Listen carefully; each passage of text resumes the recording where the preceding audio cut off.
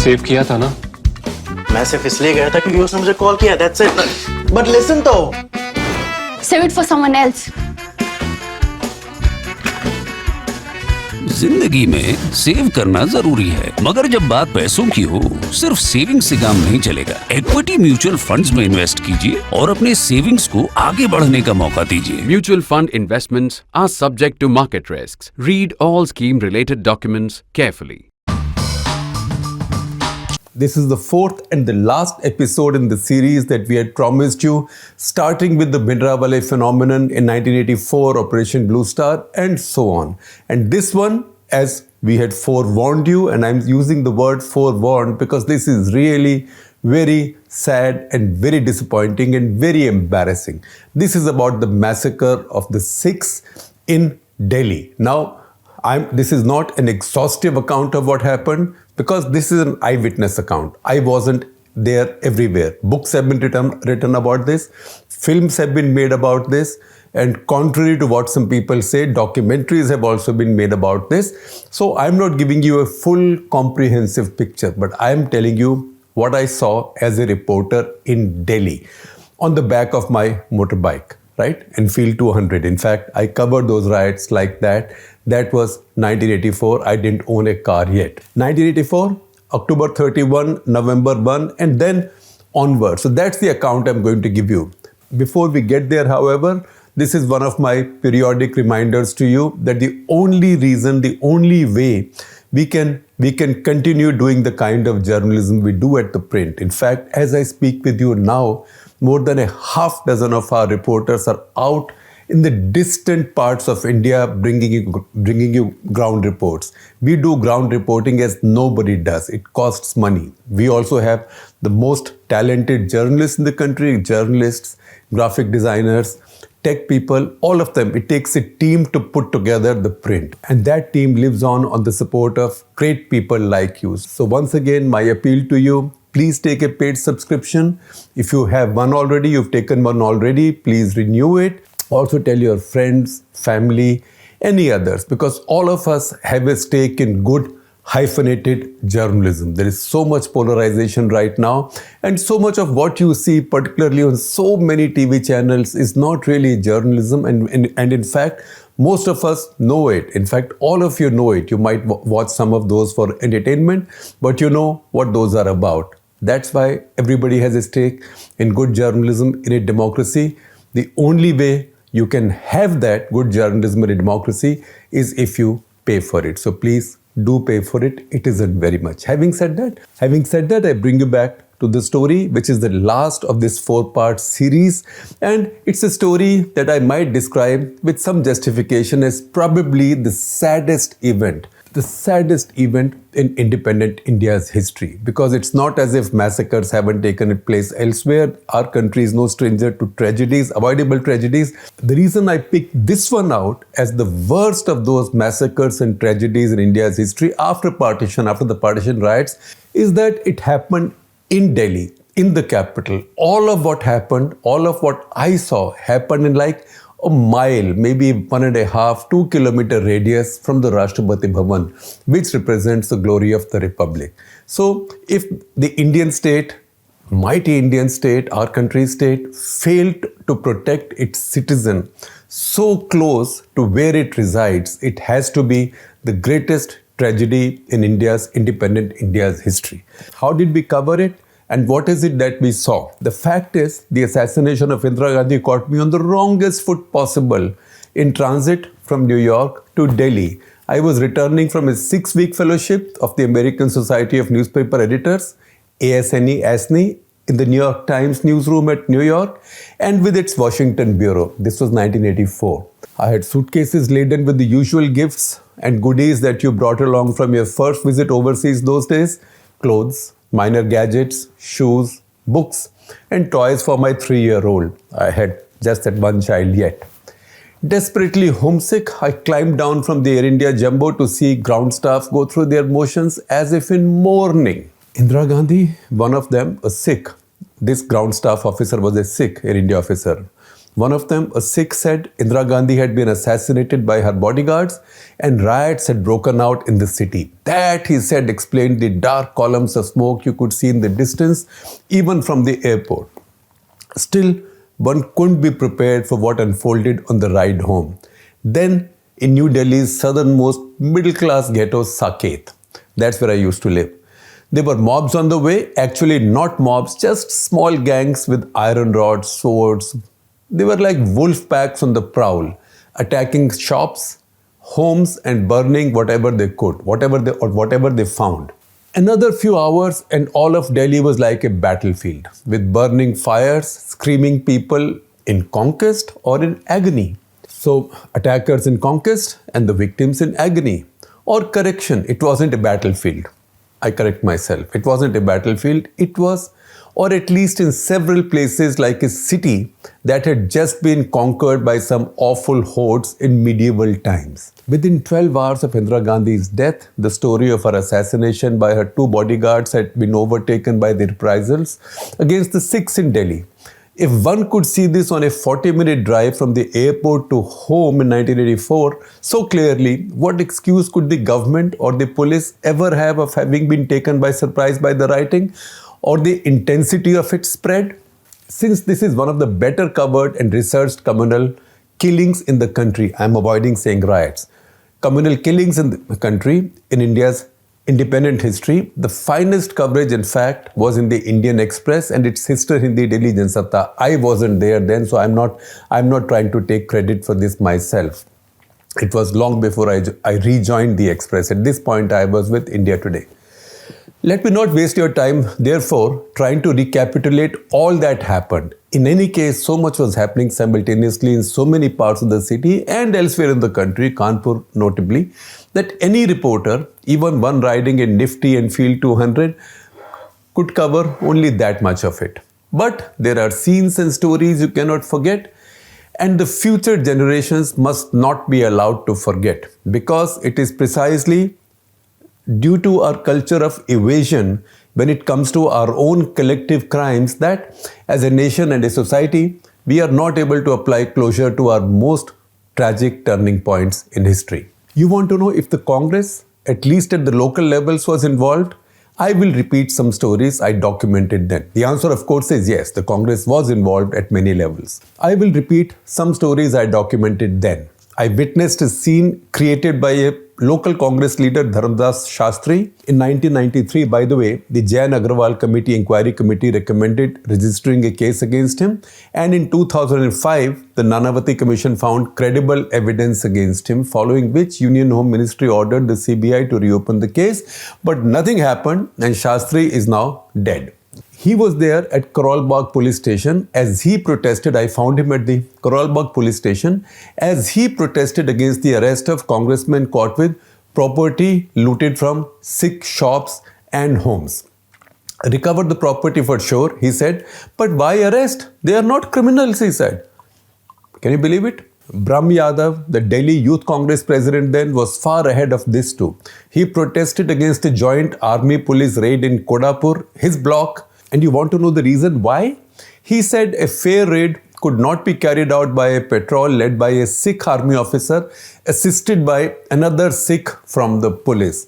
One most significant fact about the rioting was how dramatically it all stopped the moment the first army units moved in, including Soviet-made BMP infantry fighting vehicles. You can still see the BMPs in visuals of the fighting that's going on in Ukraine right now. In Delhi at that point, nobody had seen those infantry fighting vehicles or armored vehicles on the streets of Delhi, armored fighting vehicles, except in the Republic Day parade. Now they were in eastern Delhi, they were in Trans-Jamna colonies, sort of the semi-slums that Delhi has. You can imagine what they were like in 1984. They were in a much worse state. The army had to hardly fire any shots. In fact, I did not hear the army fire any shot. The army had to hardly fire any shots, make any arrests. As the news of the army's arrival spread, the mobs decided to simply melt away. They knew they were not dealing with Delhi police anymore. They knew it was the army and the army meant business.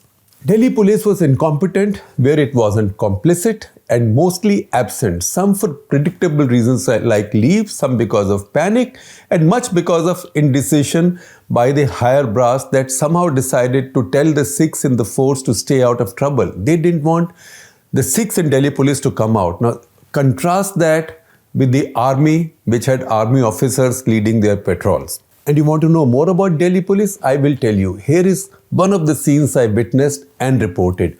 A mid-level police officer with a strong armed patrol sat on a chair picked up from a nearby house and watched coolly as a mob chased a group of Sikhs, including women with sticks, iron rods and swords, while two of the panicked Sikhs fought desperately to keep them at bay with iron rods. Why don't you people do something? I asked the officer. How can I? He said with mock helplessness.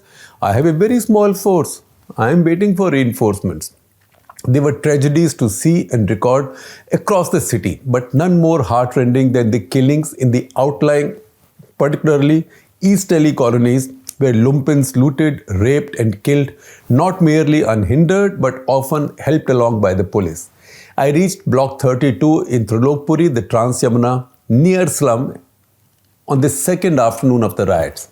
Its narrow lanes were piled with half-burnt bodies, in the odd case a decapitated one. I spoke with Jasmeer Kaur, a survivor from a poorer section, a real slum, and she said they would strike him unconscious, douse him with kerosene and touch him with a burning torch. It was also the first time, and hopefully the last in India's history, that rioters used the necklacing method of killing, putting an old automobile tire around the victim's neck and setting it on fire. One thing I can tell you from that unfortunate experience is that the most horrible and the longest lasting stench of all is the stench of burning flesh. It doesn't leave your head even after 4 decades have passed since. One thing I have never been able to understand fully is the exact motivation of the rioters. Was it communal? Maybe for some. But you did not see so many religious symbols on the attackers, no Hindu slogans, and most specifically, nobody reported a case of neighbors attacking neighbors.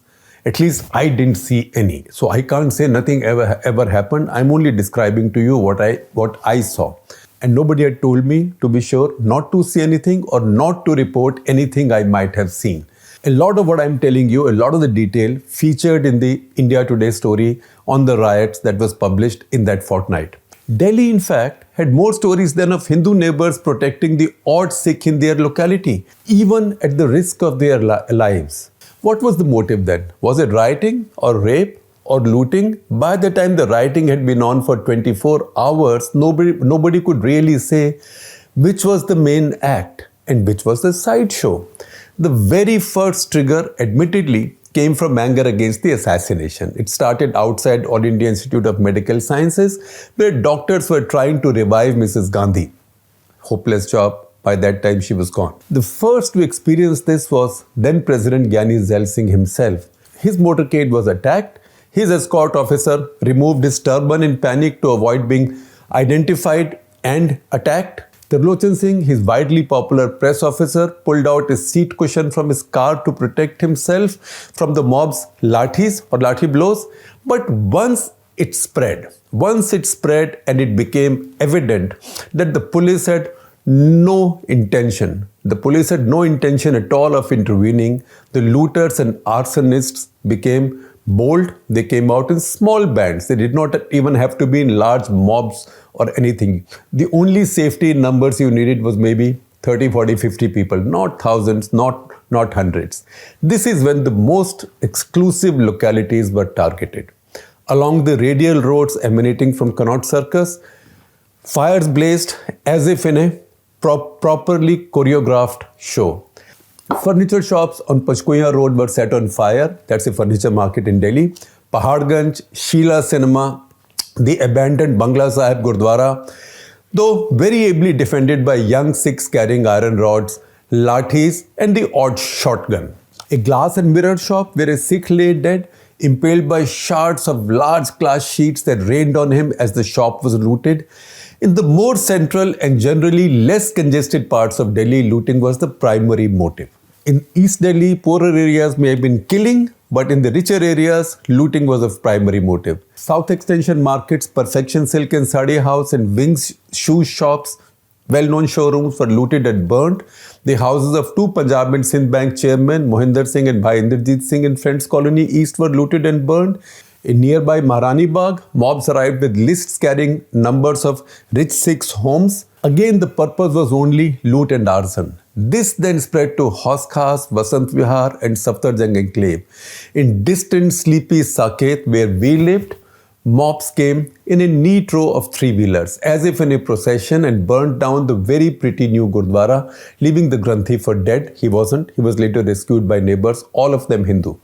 On a drive back from my office to home one afternoon, two of my women colleagues and neighbors, Anita Kaul Basu and Anuradha Kapoor, squeezed themselves on the pillion as no other transport was available. We drove past the Chirag Delhi area and saw a beautiful new bungalow fully ablaze on the intersection of the Outer Ring Road and what is now Josie Bros Tito Marg. Anita, my colleague, who with her equally talented husband Siddharth Basu, the famous quiz master of our times, and with whom she set up a great production house that's been producing Kaun Banega Crorepati, was then expecting her first child, as we were expecting our second. Both boys are now grown up and working for many years. In fact, it was just last month that we attended the wedding of Anita and Siddharth Basu's son. You now see how far back it was, 40 years back, and yet we still cannot erase that image from our eyes or our minds. In fact, the least celebrated story of those riots is also the most inspirational and reassuring. It is the Hindu neighbors setting up vigils, even in upper middle class localities, and carrying out 24-hour patrols to protect the Sikhs. Mostly, these were no more than motley groups of babus and other salaried professionals, including this reporter, I, in G Block Saket, wielding anything we could find: lathis, walking sticks, iron rods, hockey sticks, cricket bats. Hockey sticks actually were the most effective weapon of defense. But all of this was in short supply. We put on crash helmets, we put on whatever thick jackets we had, although it wasn't quite winter yet, for protection. But patrolling was to protect your Sikh neighbors. I noted then that sometimes these patrols looked like excited teams of uncles and teenagers in some mohalla cricket match. These defenders would not have lasted if challenged by even half a mob with any persistence. But the fact that these were never challenged, these patrols were never challenged. The mobs saw you, or mobs such as the mobs were small bands of motley bands of thugs. They saw you and they went away. They went away and then disappeared. They never came back to colonies which had these vigilantes patrolling to protect themselves. This tells you the real story of the 1984 killings. It wasn't a communal riot in the classical sense. There was no mass upsurge, no widespread frenzy. It was just 3 days out for the looters, rapists, killers and lumpen, given a furlough by the police and the local government, and of course by the Congress party then. 1/5 of the 30,000 strong Delhi police then was Sikh, but it was not to be seen. Of its SHOs, station house officers, or those heading police stations, 13 out of 66 and 4 out of its assistant commissioners of police were Sikh. Many of them were told to stay at home or stay in the headquarters. They bitterly complained to us reporters that they were being treated like outcasts, not wanted by the brass, though they were willing to work even as they worried about their own families. But they were kept out, quarantined. The most striking stories of police incompetence and casual complicity was brought out by Rahul Bedi and Joseph Maliakan of the Indian Express. In an inquiry later, they accused then Additional Commissioners Nikhil Kumar, S.C. Jatav and DCP Sevadas of negligence. Nikhil Kumar, who later became an MP and governor, was reported to have pleaded that he was on leave and merely visiting the headquarters, so was no more than a guest artist. Nikhil denied this later, but the larger belief still remains that Delhi police failed the uniform. And until today, nobody senior enough has been called to account.